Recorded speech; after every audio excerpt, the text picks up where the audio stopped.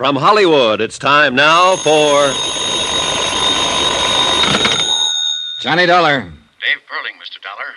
I want to talk to you. Hello, Mr. Pearling. Mr. Aimwell tells me you're in his office looking into my private affairs. If investigating the matter I came here for involves your private affairs, I guess I did that. I should be irritated, I suppose. And I guess I'm not. When can I see you? Most any time. How about today? I'll be at my house all day long.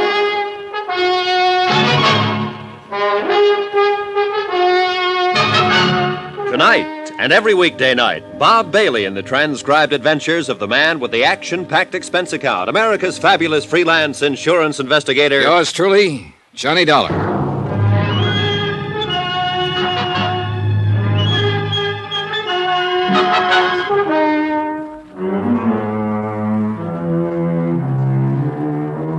Expense account submitted by Special Investigator Johnny Dollar to Eastern Liability and Trust Company, Hartford, Connecticut. The following is an accounting of expenditures during my investigation of the Pearling matter.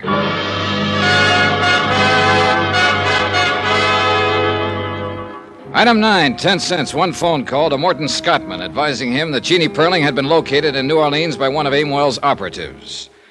Mr. Scottman thought that over for a while and then assumed it would be in the best interests of Eastern Liability to make certain this was the truth. I told Mr. Scottman I intended to do just that. Item 10, $5, cab fare from the New Weston Hotel to the home of David Pearling. Hi. Come on in. The man who opened the door wasn't a servant. He wore a dark blue double-breasted suit. He smelled of cigars and bourbon, and private detectives stuck out all over him. He jammed a pudgy finger in the general direction of what later turned out to be the library, and I followed. The room we went into was empty, except for us. As far as I could see or hear, the rest of the house was empty, too. The man in the blue suit sat down on a leather sofa and pointed to a quart of bourbon that had just come out of a sack. You must be this Dollar guy, huh? Yeah. Mr. Pearling will be along in a minute. He asked me to say hello to you.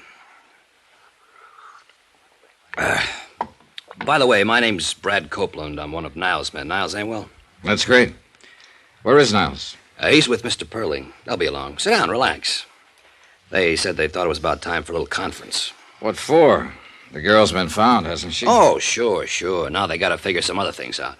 I'll bet. You don't believe much of this, do you? Nope. Well, then I'll put it this way. I'm the guy who found Jeanie Pearling. How about it now? Okay. Look, I got put on this thing because an insurance company executive thought Pearling might have had a false death report made on him to juggle some things in the stock market. Oh, that story in the papers about Pearling dying, huh? Yeah, Pearling paid to have that story printed, all right, but not for any stock market angles. He did it to try and scare up this daughter of his who scrammed away from home a year ago. Now, I found that hard to believe, even after I talked to Niles Aimwell and he told me the agency had been hired to find the girl a year ago. I suppose you're one of the men who's been looking. Yeah, that's about it. No luck, either. And yesterday morning comes a phone call. I don't know who it is, tells me where she's living, what name she's using in New Orleans. I scram down there by plane and check it out. It's all true. So I come back here, and here I am. Conference. You found her on a tip from somebody you don't know? Man or woman? Always a man's voice. Wonderful, ain't it, what happens sometimes? How does it look to you? Like a sealed freight car full of nothing. That's the girl down there in UO, all right. I managed that. I picked up her prints and checked them with what we had to go on. But what's what, I don't know. What's Aimwell going to do now? That's why the conference. We see what we'll see. Relax. I tried to do that, but I didn't do very well. Copeland settled to his bourbon, and I picked up and laid down a half a dozen magazines, smoked 2 cigarettes, paced up and down. Finally, I heard a door open somewhere, and Niles Aimwell and David Pearling walked in the room. Then Aimwell motioned Copeland to his feet, and both of them left the room without a word. David Pearling and I were alone. How much do they pay you, Dollar? Oh, I'm paid well enough. What's that got to do with it? I was just curious, is all. You seem like a competent man. As a matter of fact, the most competent I've met, and that includes Mr. Aimwell and Mr. Copeland. By the way, I just fired them. Really? I don't think I need them anymore now that I know where Jeanie is. Oh? You've had an extraordinary interest in my affairs lately. I'm willing to bet that you won't leave me alone until you're satisfied about my daughter. You'd be right. I want Jeanie to come home. Here, where she belongs. Why don't you go get her? I think that might be difficult under the circumstances. I'm afraid she bears considerable rancor for myself and Mrs. Pearling. Perhaps someone like you could, persuade her that it would be the best thing to do. I go down to New Orleans and get her? Exactly.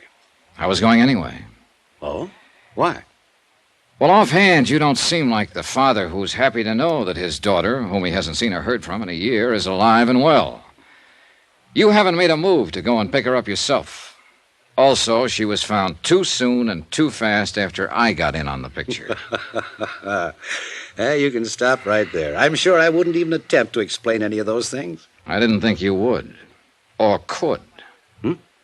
I'm on my way to New Orleans, Mr. Pearling, to get your daughter. I think she'd be crazy if she came back here, but I'll take it up with her. Do that. I wonder if you'd like to try to explain something else for me. What? Why you were feeling me out a couple of minutes ago to see if I'd buy off. Get out of here. Get out! Why not? Expense account item 11, $113.15. Airfare, incidentals, New York to New Orleans, Louisiana. The temperature was exactly 28 degrees hotter when I landed. In the cab from the field, I peeled off my coat and loosened my tie and took off my hat. I walked into the lobby of the Roosevelt Hotel that way. Everyone else seemed cool enough in linens and tropicals. Everyone except myself and a big blonde giant of a man leaning against the CNS ticket counter. Boy, take Mr. Dollar to 511. The giant smiled when he saw me and stuck out his hand. Well, I'm certainly glad to see you. We thought you'd never get here. Hope you had a pleasant trip. I was okay. I know you're tired and hot and would like to wash up a little and refresh yourself, but the rest of the boys are headquartered in 810. They're mighty anxious to meet you. Mighty anxious. Us Delta cotton growers are going to make it or break it at this convention. Yes, sir. Yes, sir. We sure are, aren't we? As soon as you're cleaned up, you come right over. We have a drink, and I'll show you around the town. Yeah, that'll be swell. 8:10? 8:10. About an hour? About an hour. I'll see you. Hey, clerk. Yes, sir? How long have the Delta cotton growers been in town? Delta cotton growers? Well, they had their convention last month, sir. Who's registered in 810? We have no 810, sir. I'd done someone dirty. When he came over with hand out in front, I was supposed to say, "You got the wrong fellow. My name's Dollar." But I made him play it out for a particular reason. He wanted to know who I was, and he didn't quite know. But then I wanted to know who he was, and I didn't quite know. I wanted to know him because of that .38 strapped under his left arm. It bulged out just enough to make me curious. By 7:30, I'd eaten dinner and found an address on Ursuline Street, the address where Jeanie Pearling was living. The mailbox carried that name. It was one of those unpainted apartment houses in the French Quarter, full of heat and low-watt light bulbs. The girl who opened the door was a medium-sized blonde, and she wore a black dress. The girl I was looking for had coal black hair. Yes? How do you do? My name's Johnny Dollar. I came here to see Jeanie Pearling. Come in, please. You're a friend of Jean's? In a way, I just came from New York. You know her father, then? Yes. Oh. I'm Janice Floyd, Jean's roommate. This way. Careful, it's a little dark. Sure. Maybe I had the feeling when I saw the black dress, but I knew I had it when Janice Floyd turned and led me through the two large rooms that made the apartment. I thought that was the end of it, but there was one more room. The blonde girl stood to one side so I could see in. The perspiration began to trickle down my face. I knew what was coming. Here she is, Mr. Dollar. She was there, all right. As lovely and as young and beautiful as the picture. There was a candle burning at her head and feet. And she was dead. I don't know how long I stood there in that dark room staring down at her. I think there were other people in there, too.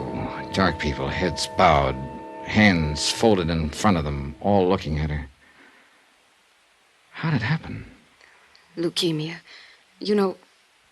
Didn't you know her very long? No.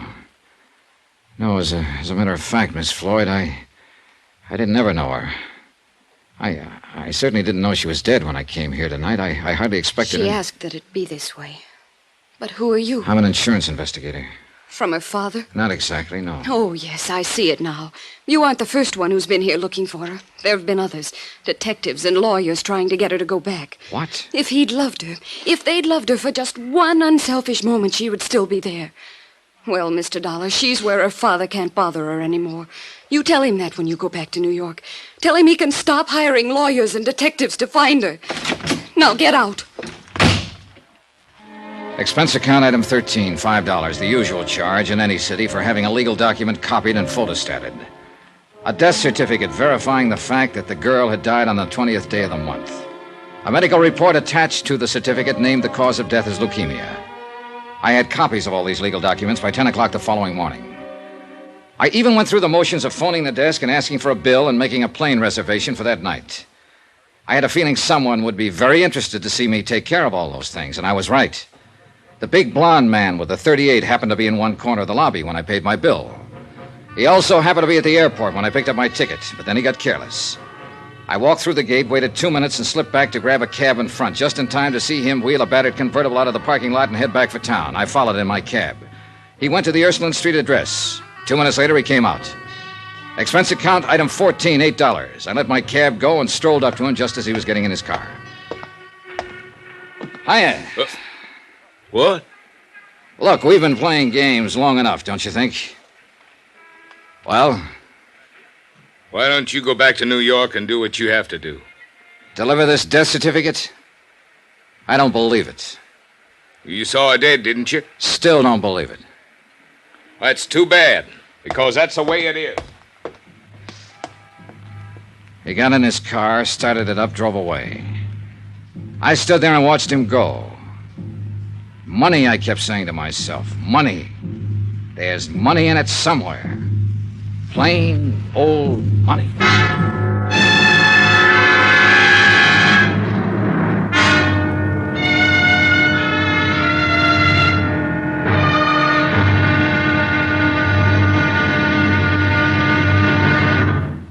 Now, here's our star to tell you about the final intriguing episode of this week's story. Tomorrow, there's still money in it. More money than it takes to save a life. Join us, won't you? Yours truly, Johnny Dollar.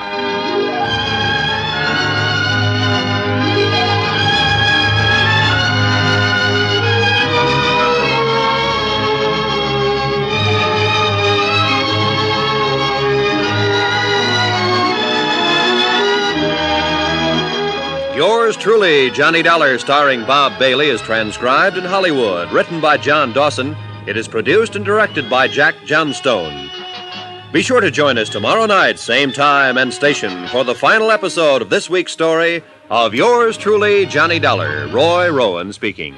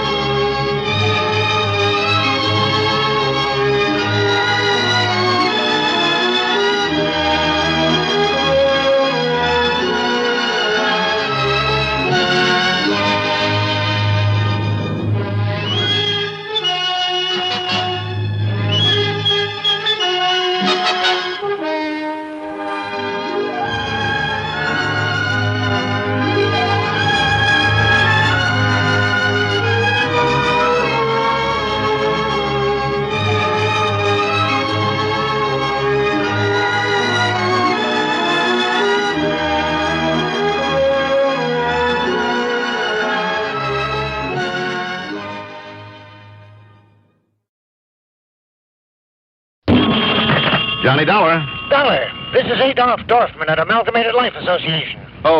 Yes, Mr. Dorfman. Where the devil have you been? I've been trying to get you for days. Well, I've been out of town, sir, in Las Vegas on a special assignment. Never mind. Just get yourself over to this office, Dollar, and right away. Well, now, Mr. Just Dorfman... what do you think you're up to, anyway? This is absurd. This is ridiculous. If you say it is, I'm sure it must be. Of course it is. Do you mind telling me what you mean by it? The Cleet Martin case.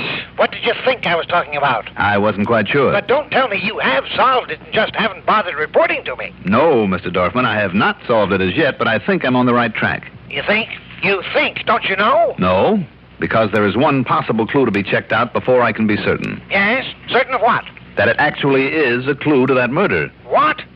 Do you mean to say you've been wasting valuable time and a lot of company money on just theories about that killing? That you haven't really accomplished a thing? Mr. Dorfman... Oh, that's ridiculous. And what about this expense account you've sent in and the fact it's marked incomplete, no total given? Does that mean I'm to expect another one? Yes, it does, Mr. Dorfman. Maybe more than one by the time I'm through. Oh, that's ridiculous. Whatever gave you the idea we'd pay you before the case is closed?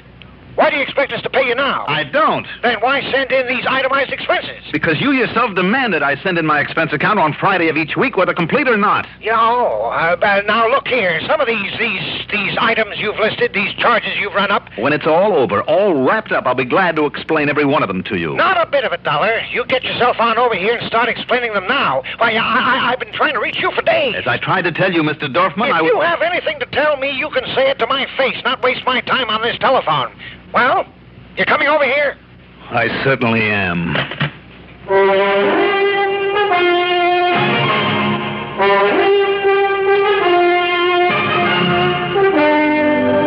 The CBS Radio Network brings you Mandel Kramer and the exciting adventures of the man with the action-packed expense account, America's fabulous freelance insurance investigator. Yours truly, Johnny Dollar.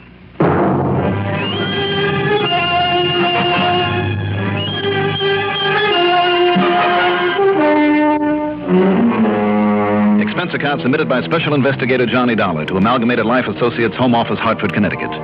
Following is an account of expenses incurred during my investigation of the Wayward Gun matter.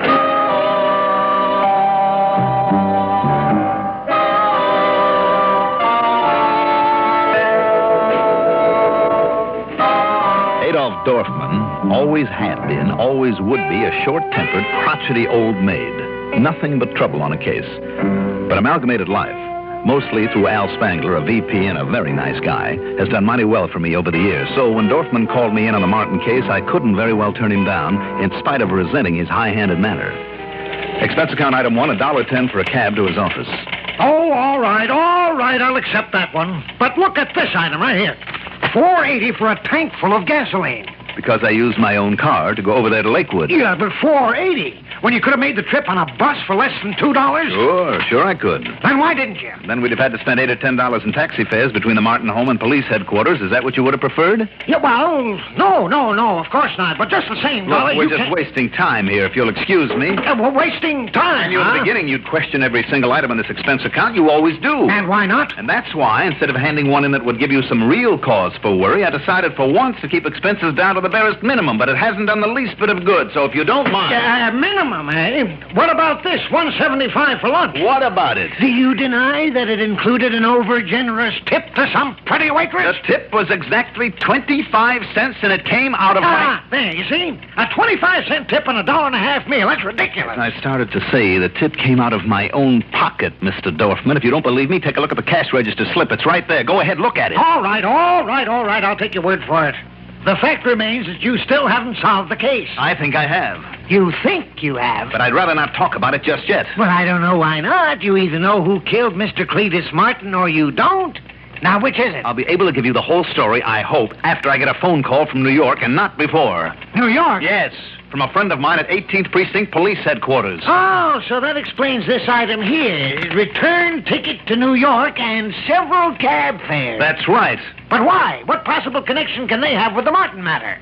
They just happen to have a top ballistics technician. Ballistics? What's the matter with the police in Lakewood? Not a thing. Or with their county police over there? Not a thing. Then why go all the way to New York? Because once I got hold of the picture of the bullet that killed Mr. Martin, I didn't want Lakewood or Lakewood County to know what I intended doing with it. Why? I'd rather not say. Now, you've had these items explained, so if you'll excuse me... No. Wait, Dollar. Sit down. There is nothing further I can do until I get my call from New York. Oh, but there is. There's something else I want to talk to you about. The really important reason I sent for you. Well, I hope it's a lot more important than quibbling about this expense account. Oh, it is. Then why the big stall? Why all the waste of time? Stall? Yes. I don't know why, Mr. Dorfman, but that's all you've been doing for the last 10 minutes is stalling me. Oh, no. Not a bit of it. I was only, now sit down, please. Sit down. All right. Well, what is it? You, say you were out of town? I was in Las Vegas, but it had nothing whatsoever to do with... Yes. No, that's it. That's the reason we couldn't find you anyway. We? I mean, I couldn't find you. Yes, that's, very pleasant out there at this time of year, isn't it? Look, will you please quit stalling again and tell me what this other important matter is? All right, Dollar. Have you seen the papers? Did you know another client of ours just met a violent end? Mr. Barryman, here in Hartford? Yes, Alfred W. Barryman. You didn't know him? No. Know that he was a client of yours. Nor that he was a big contractor like Mr. Martin? No. Now, do you plan to assign me to that case, too?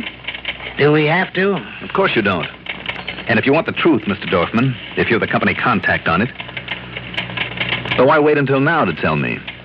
Why waste all that time picking away at the expense account? Don't you know? I certainly don't. Now, what goes, I would give... Now you may know. Come in, Sergeant. All right, Mr. Dorfman. How about this? Johnny Dollar, huh? That's right, Sergeant, Sergeant Bill Ansett. I told you I'd find him for you, Sergeant. I don't know how you did it. What is this? All we knew was he'd left town, Mr. Dorfman. Wait a minute. Why the gun, Sergeant? You ought to know. Up on your feet, Dollar. You mind telling me what this is all about? Just hand me your gun, Dollar, that nice big 38 you carry. Well, what's the matter? I'm sure I don't know. It's for my 38. I don't happen to have it on me at the moment. I know. What? Because we got it. Dollar, serial number and all down at headquarters. And maybe that's the reason I'm holding you on suspicion of murder.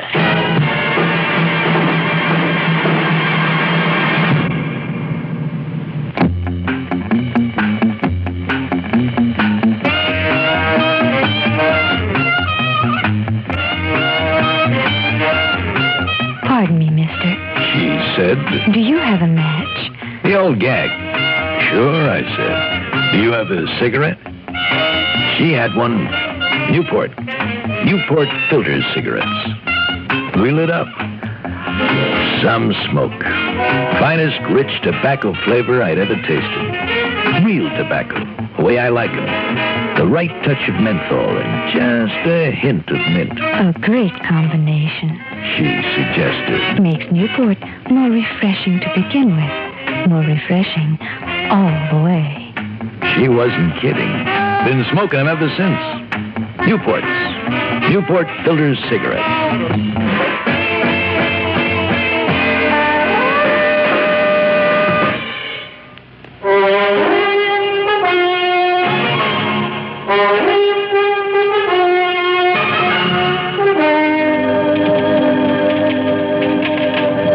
To the snide sergeant's bombshell wasn't repeatable. Me, Johnny Dollar, arrested on suspicion of murder by a cop with a grudge, fingered by a tight-fisted people-hater named Amalgamated Life Dorfman. Thanks, Mr. Dorfman, for latching on for us. Pleasure, Sergeant. Now, wait a minute, Sergeant. If you're talking about the Martin matter... Now, don't try and kid me, Dollar. We got you nailed down for the murder of that other contractor, Barryman. What? And he pretended not to know much about it. Was almost evasive when I brought it up. That explains all your stalling. Waiting for this man to get here. I think I did very well. Oh, you were great. Next week, he's still in. Now, look, Sergeant... No time for talk, Dollar. On to headquarters now, on account of you happen to be under arrest. I am? Quite so. In which case, I'm entitled to one phone call, am I not? Sure, if you want to call a mouthpiece, you're entitled. You mind if I use your phone, Mr. Dorfman? No, not at all, not at all. Thank you so much. Provided, of course, you pay for the call. Don't bank on it. I beg your pardon? Don't be surprised if you end up paying for it. Through the nose. My call was to Lieutenant Randy Singer, 18th Precinct, New York Police Department. Now, he still had no word for me, but he promised to call the minute he did, so I told him where to try if I wasn't at my apartment. Okay, now, Dolly, you ready? Look, are you sure this isn't some kind of a gag? Are you kidding? Because if it is, it's a pretty bad one. Sergeant, don't you know who I am? I mean, what my job is? Yeah, Dolly. I know all about you. What a great guy you are. Thanks. And nobody wasn't any more surprised than me. But Lieutenant Bartley don't go off half-cocked, and you know it. Bartley? So when he says to bring you in, well, baby, in you go. He sent you after me, Harry Bartley? Lieutenant Bartley. Now, come on.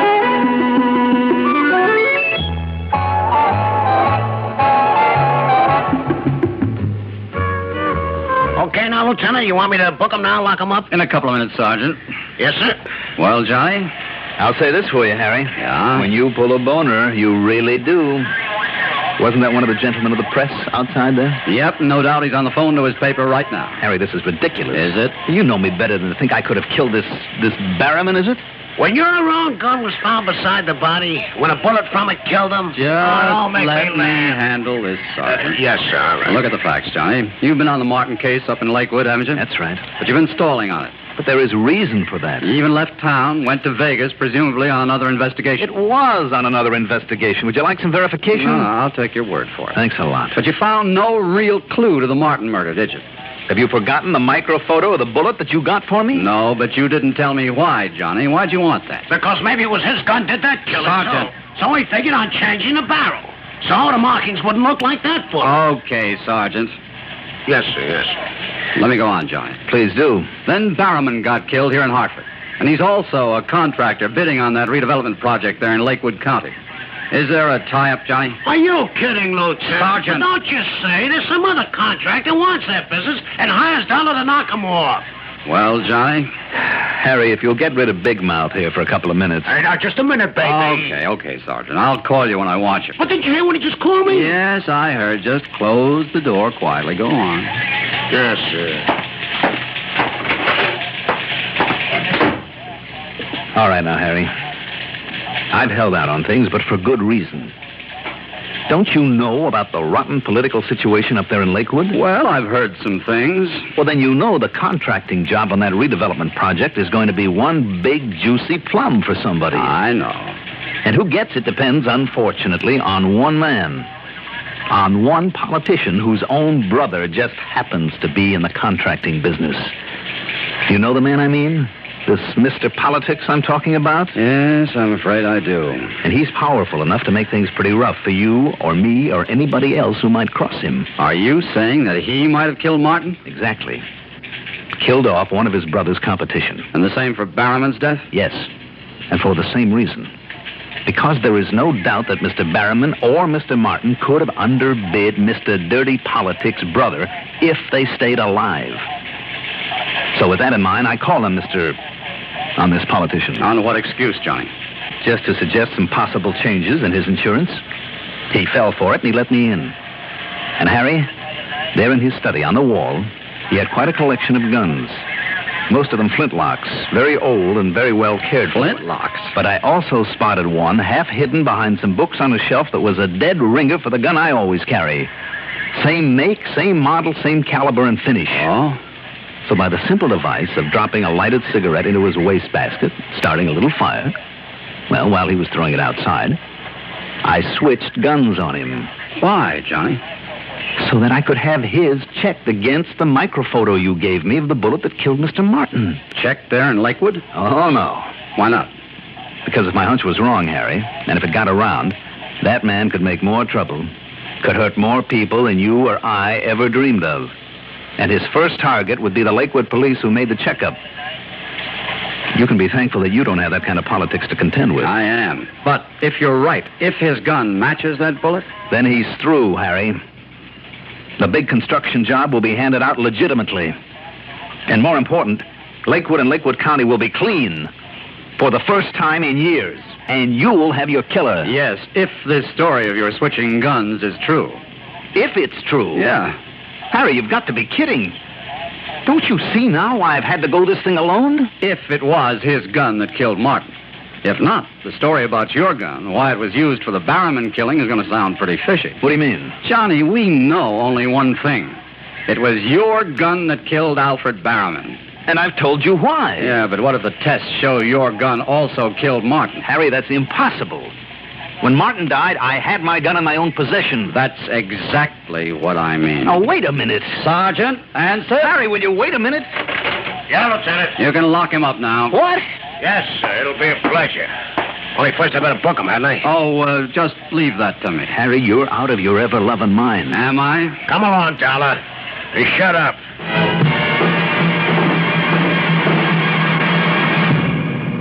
You like a car with plenty of pep, a car with reserve power for safe passing.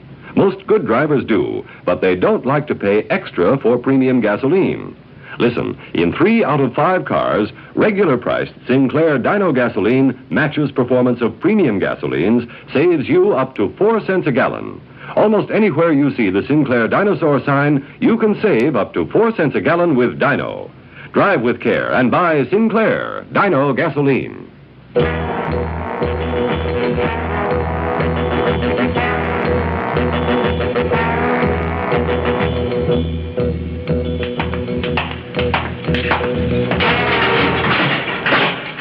Okay, Lieutenant? Thanks, Hanley. I'll call you. Yes, sir.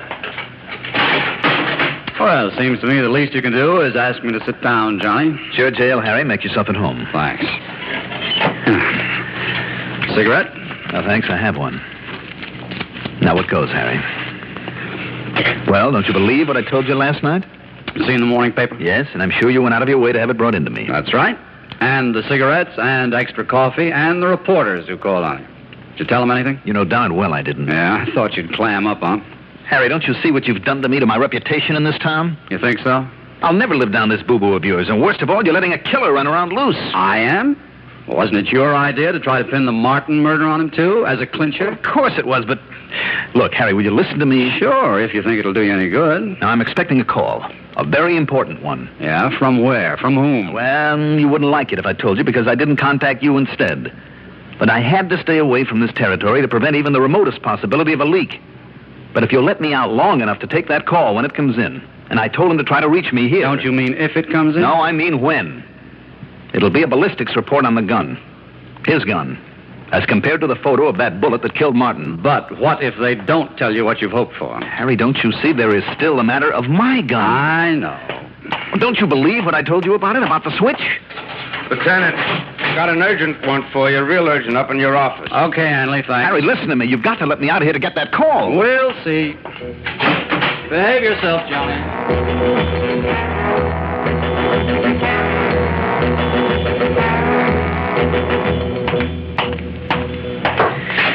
Well, what is it this time, Hanley? I don't get it, Dollar, but out you go. Well, thank you. Come on, I'll lead the way. You mind telling me where we're going? Sure. Up to Lieutenant Bartley's office. Phone call for me? Gee, how should I know?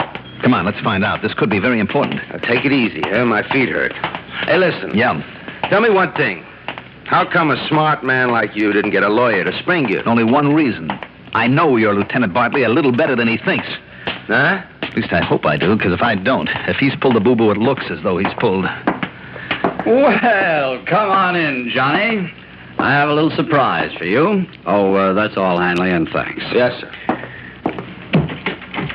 Now, this had better be good, Harry. Believe me, Johnny, it is. Oh, sit down. Thanks, but that's all I've been doing for the last 15 hours. Listen.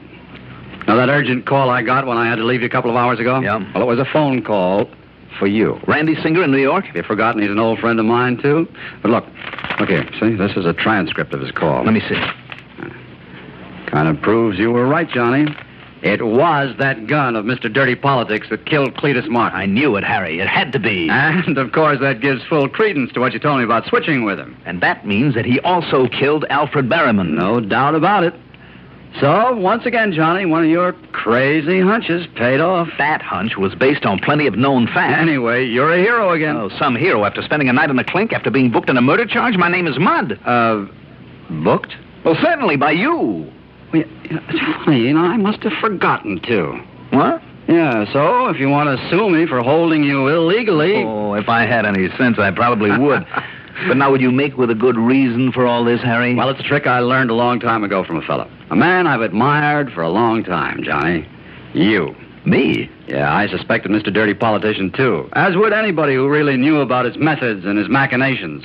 All his shady deals up there in Lakewood. So? So, stealing a page from your book, I decided that the best way to throw him off, make him careless, keep him around here feeling smug, was to broadcast that we had absolute proof of your guilt. Uh-huh. And don't you see, with not only the papers, but even the boys here on the force believing it, well, he couldn't possibly smell a rat. As a result, instead of running away, well, we picked him up right here in Hartford. Well, that's all very fine for you, Harry. And when I faced him with a report on his gun that killed Martin, and then told him about the switch with your gun that he then used on Barrowman, well, believe it or not, Johnny, and so help me, you could have knocked me over with a feather. I was that surprised. Yeah? Johnny, this smart, clever old crook got so rattled, so completely confused, he broke down and made a full confession. Congratulations, Harry. You have made a real hero of yourself. Of myself? But I just wonder how long it's going to take me to live down that phony newspaper story. But you have, Johnny, you have. I have, huh? Sure. And just wait till you see that afternoon edition.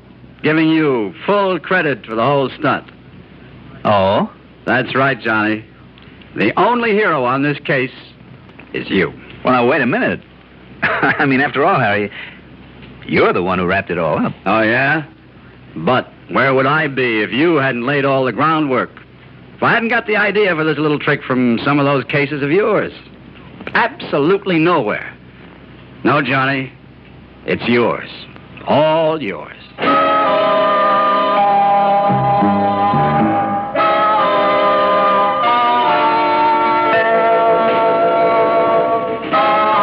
After this, I think I'd better keep my tricks to myself. Well, now, wait a minute. How can I? When every case I handle gets broadcast all over the country. Well, I guess I just can't win. Expense account total? Well, all I want now is one big fat apology from meddling old Adolf Dorfman at Amalgamated Life for having trapped me into that night in jail.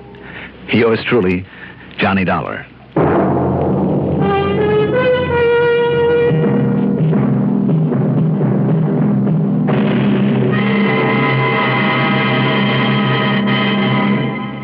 Now, here is our star to tell you about next week's story. Next week, San Francisco, and a ship. A most unusual ship. Join us, won't you? Yours truly, Johnny Dollar.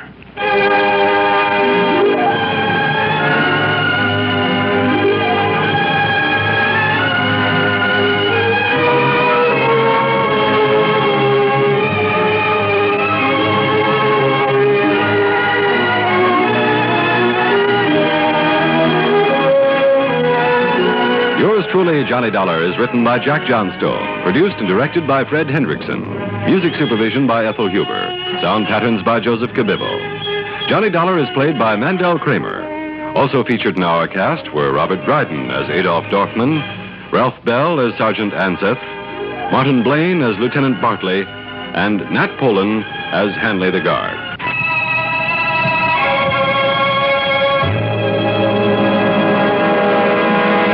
Mid pleasures and palaces, though we may roam, be it ever so humble, there's no place like home. My name is Trudy Peebles. I'm your welcome wagon hostess in Albany. How well we realize there's no place like home. If you're moving to a new city, home can be a little strange. New faces, new places. It's our job in Welcome Wagon to make newcomers feel at home. Won't you call us when there's a newcomer on your street? Welcome Wagon hostesses are charming ambassadors of goodwill.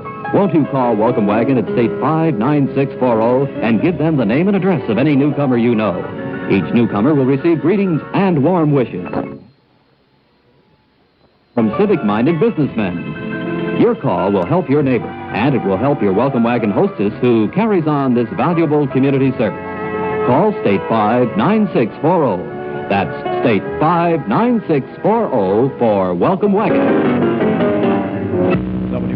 WROW Music, row 59, Albany. Johnny Dollar. I am thy father's spirit. What? Doomed for a certain term to walk the night.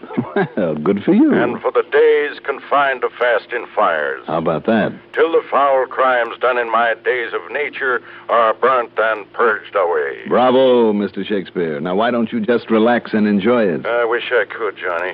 This is Jack Price down here in Corpus Christi. I thought I recognized those pear-shaped tones. How are you, Jackson? Fair. Why the long-winded quote from Act 1 of Hamlet? Tell me, Johnny, do you believe in ghosts? Are you kidding? Not a bit. Because a lot of innocent people down here in Corpus are beginning to. You are kidding. No, sir. How come? Because of a so-called psychic medium who's moved in on us. A medium? Hmm? He's been holding seances, or whatever you call them, and making with the clairvoyance bit. He's a rare one, Johnny. Now, which is it, Jack? Huh? Rare, medium, or maybe well done? Well, the act he puts on is well done, all right. Well, what's your worry about him? He's costing us money. How? Come on down here, Johnny. I'll give you the story, and you can get to work on him, okay? All right, Jackson. Why not?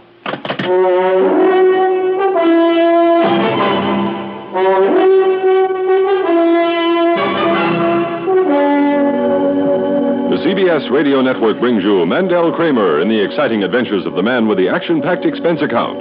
America's fabulous freelance insurance investigator. Yours truly, Johnny Dollar.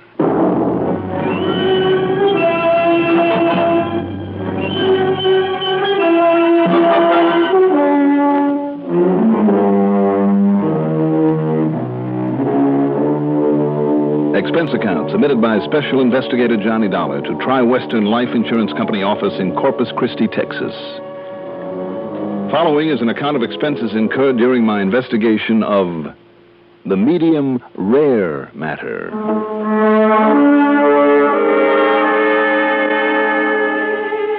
Expense account item 1, $132.15 for a cab to Bradley Field, then plane fare to Corpus Christi.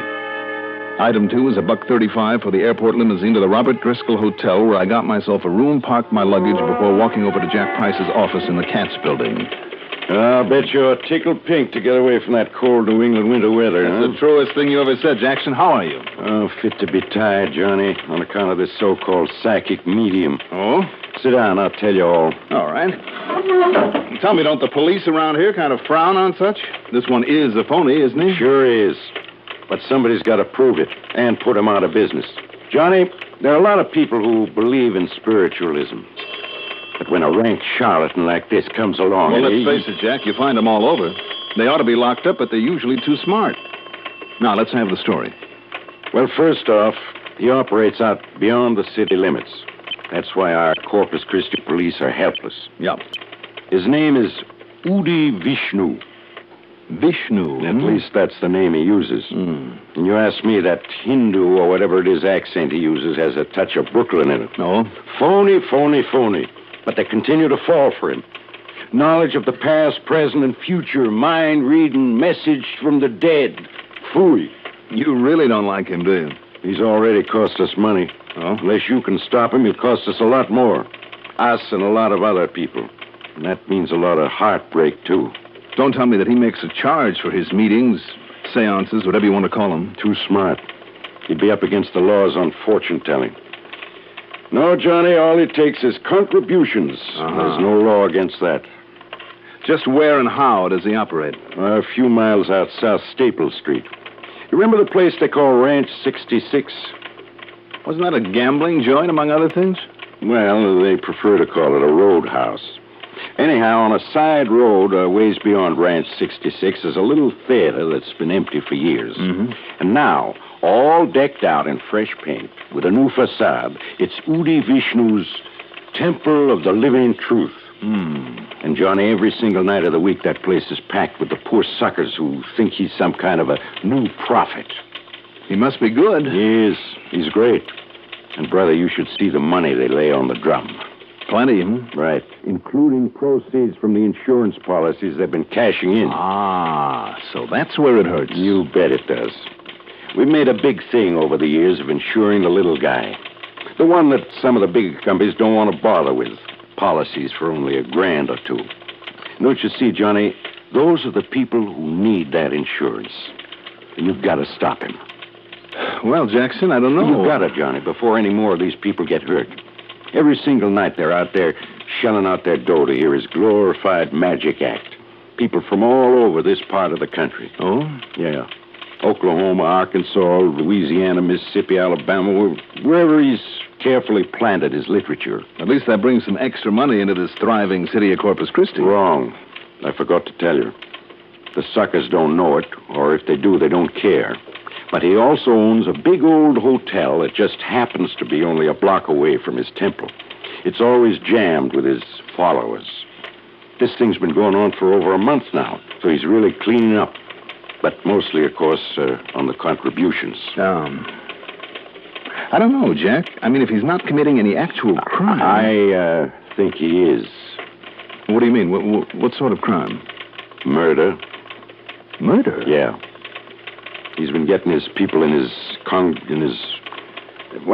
followers to name him as the beneficiary of their insurance. Not the temple, Johnny, but him. Oh? Yeah, and listen. Go ahead. In the last 2 weeks, for no apparent reason, and remember that. Yep. 2 of our clients, both of them in good health, but neither of them wealthy or anything like that. Yeah, go on. For no apparent reason, they've been murdered. And the murders are unsolved. And you think this Udi Vishnu did it? Now, wait. No, he's too smart. But knowing his influence over his followers and their fanaticism, the way that some of them do anything for him, and I mean anything, Johnny, even murder. Well, what do you think? You want to look into it? Looks like somebody better, doesn't it? Good. Now, just how do you plan to start your investigation of this phony mystic, this Udi Vishnu? Well, it seems to me, Jack, that it might be smart to go on out there to his temple and catch his act. That's what I thought. So here, you better have this. What's this? Admission ticket. You mean you have to have a reserved seat? Sure do. And here you are, for row H, seat number 43. Well, I thought you said there was no charge. Well, there isn't. But you have to have a ticket or you'll never get in. It's funny. And most of them are handed out there at the Temple of the Living Truth Hotel. And just to make it look good, some of the small hotels and motels on the edge of town are given a few ducats, too. I see. Anyhow, if you want to go tonight, here. Okay, Jackson. Thanks.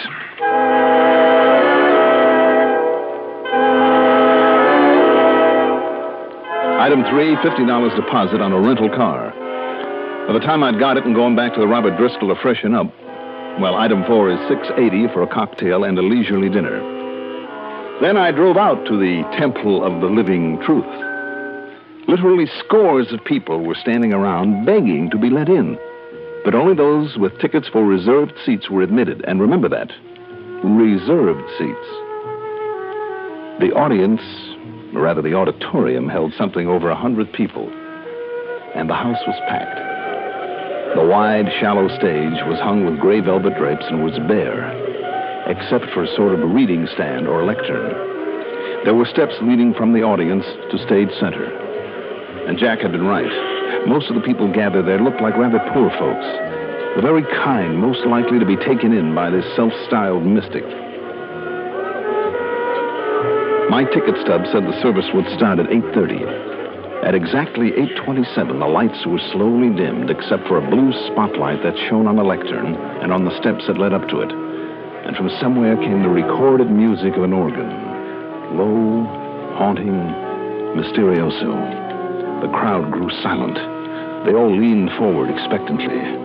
And then at 8:30 on the nose, from one side of the stage into the spotlight, glided Udi Vishnu. I'll say this for him. He cut a mighty impressive figure. He was tall, with curly chestnut hair and a smart, short beard. Brown eyes that were set deep in their sockets, but that almost seemed to glow in the spotlight.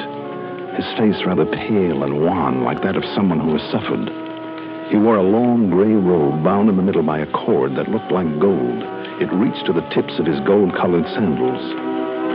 His hands were those of the artist, with long, slim fingers that barely gracefully curved as he gave the sign of a blessing. He simply stood there for a moment, his eyes raised upward, as a soft, almost imperceptible sigh passed through the crowd. Then he lowered his hand, and the music died out. As he looked out over the crowd, I realized that there was something almost magnetic in that gaze of his, almost hypnotic. Believe me, whatever it was, this man had it. And do you believe? We believe. And do you believe in me? We believe. And do you know that I, and I alone, possess the infinite knowledge? Yes, we know. Of all things then, and now, and forever. Yes. Then you know, my children, that through me, you too can be possessed of supranormal, supernatural powers, can share my unification with the omnipotent consciousness that rules the cosmic destiny of all mankind. My bond with the supreme intelligence, and you can gain psychic powers beyond belief. Know all things about all people. Yes. Now, these tremendous forces lie dormant within you. They must be aroused and developed, as only I can show you how. If you will uphold me, not only in worldly things, but in things spiritual. If you will believe in me, and show me that you believe, your lives will be successful, full, and complete. Yes. You know this. Yes. Then be silent. As I close my eyes, as I concentrate on someone here I have never seen before, but who will be the first tonight to be relieved of all worldly cares, who is one of the elect to share with me the... Yes, I see now a number. The number H41. Oh, it's me. Really? That's my ticket. My seat number. Oh, I'm sorry, mister. But see? It's the number of my seat. Yes, I see, miss, but wait a minute. I mean... Patience, my child, that I may speak. Oh, I'm sorry. In the eye of my mind, there comes a vision now. A farm in Oklahoma, near the town of Yes, El Reno, yes. Oh. And a little girl, perhaps 10 years old. Her name is Martha. Oh, that's my name. Martha Winter. Yes. And with her, a little dog. The dog. The dog she was not supposed to have. She never told her mother.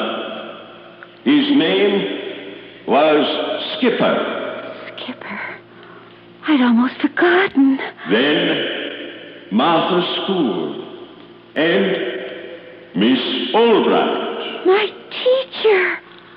But how could he know? Yes, who alone helped Martha decide not to run away from home. It's true. And now, when she got the call to come here to see me, but she left the car, an old one. It's blue. He's right. He's right. 43U7418. Oh, that's the license number. But it's back in Oklahoma. Are you here, Martha? Yes. All you said is true. And do you believe? Yes. Do you all believe? Yes.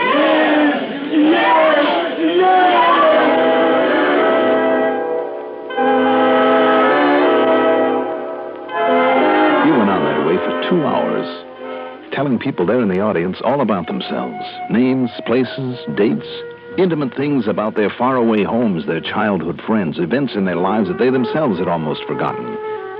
Believe me, it was impressive and very convincing.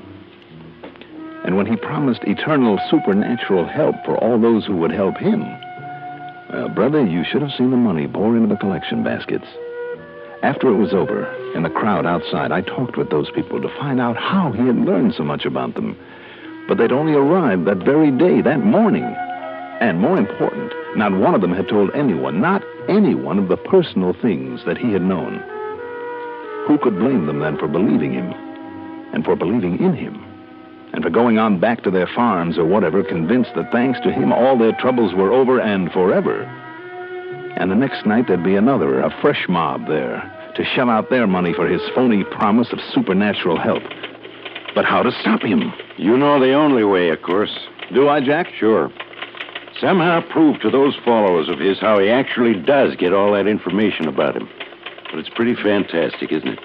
He's never seen them before, doesn't even have any way of knowing they're going to be there. Yeah, he's mighty convincing. And what he does is just plain impossible.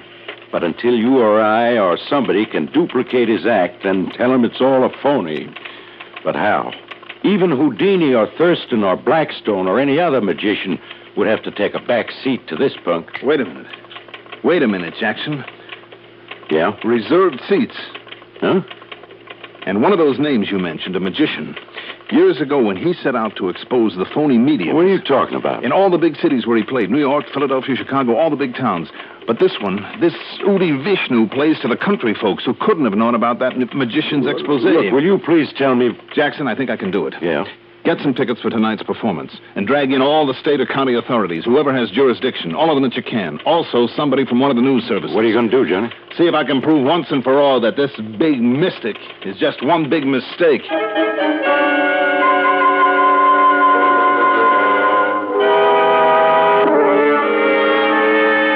The next few hours were about the busiest I ever spent.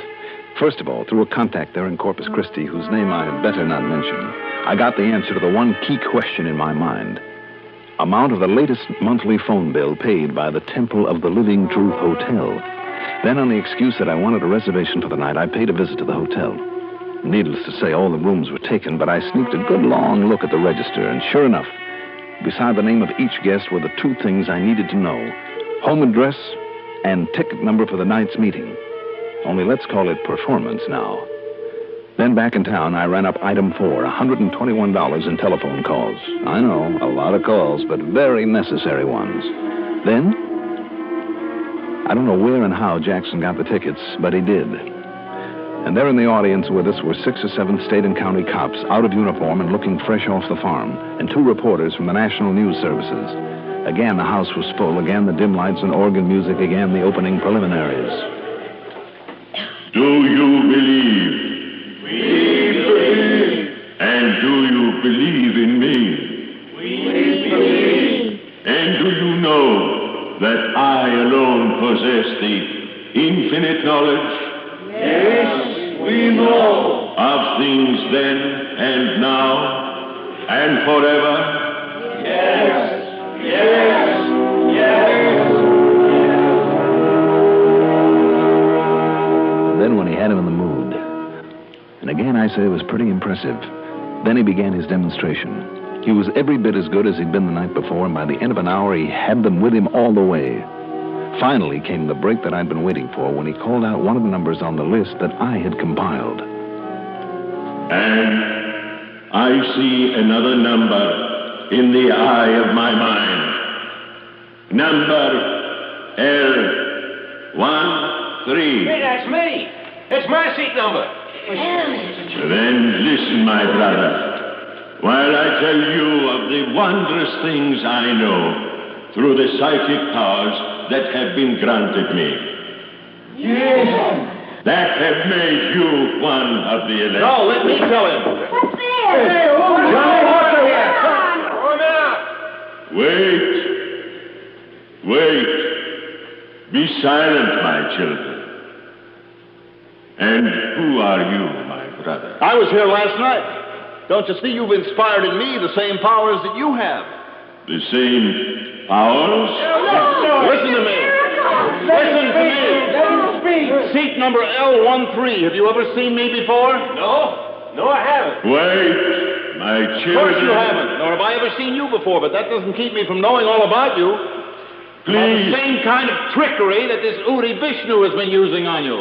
Do not listen to him. Number L13. Your name is Martin Mefford. You came from Cotton Valley, Louisiana, car license number CFU 160. You're a plumber's helper, right? Yes. Oh, no. He has the gift. He has the gift. Please do not listen to this man. Mr. Mefford, you walk with a limp because you broke your leg when you were 6 years old when Tommy Parkins shoved you out of a tree. That's true. Do not listen to this Your man. teacher in the first grade, Miss Brewster, she promised you a book if you'd stop chewing your nails. Is that a fact? Yes. How do you know? I forgot it myself. I know by the same trick this crook has been using. My children. Seat number C41, Mrs. Nathan Parry. Yes. Your maiden name was Wilma Leonard. You were born in Asherton. You ran away to Austin when you were 14, and a little secret in your life. Well, listen, and I'll tell you. No. Stop this man. Stop him. Stop him.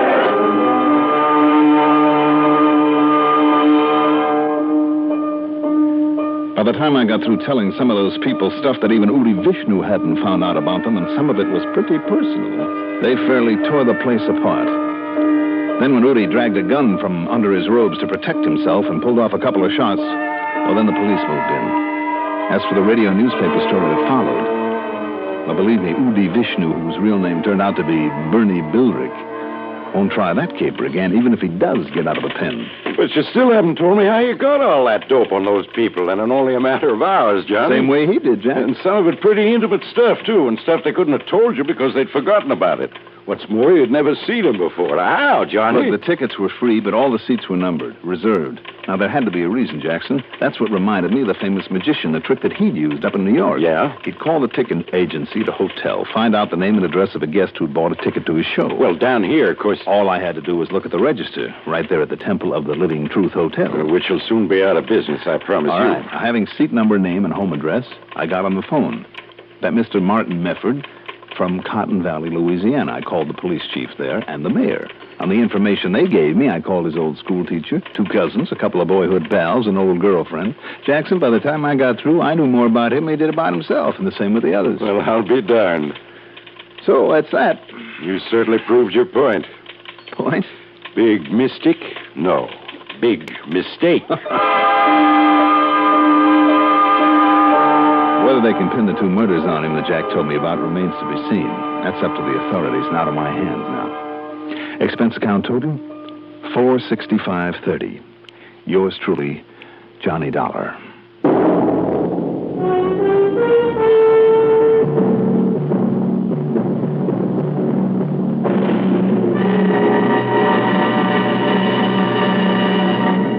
Now, here is our star to tell you about next week's story. Next week, a nice, quiet little town in South Jersey that doesn't stay that way for long. Join us, won't you? Yours truly, Johnny Dollar. Yours truly, Johnny Dollar, is written by Jack Johnstone, produced and directed by Bruno Zerato, Jr., music supervision by Ethel Huber. Johnny Dollar is played by Mandel Kramer. Featured in our cast were Maurice Tarplin as Jack Price, Dan Arco as Udi Vishnu, Evelyn Juster as the first woman, Bill Lipton as Martin Mefford, Tony Darnay as the second woman. Also heard in our cast were Guy Rep and Sam Raskin. Be sure to join us next week, same time, same station, for another exciting story of yours truly, Johnny Dollar. Art Hanna speaking. The #1 network for news, expanded CBS News on the CBS Radio Network.